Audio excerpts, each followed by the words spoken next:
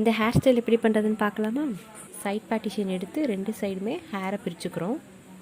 ஃப்ரண்ட்டில் கொஞ்சமாக ஹேர் எடுத்து அதை 2ஆக பிரித்து ஃப்ரண்ட்டில் இருக்கிறத பேக்லையும் பேக்கில் இருக்கிறத ஃப்ரண்ட்லையும் கொண்டு வந்து ஒரு ட்விஸ்ட் பண்ணணும்.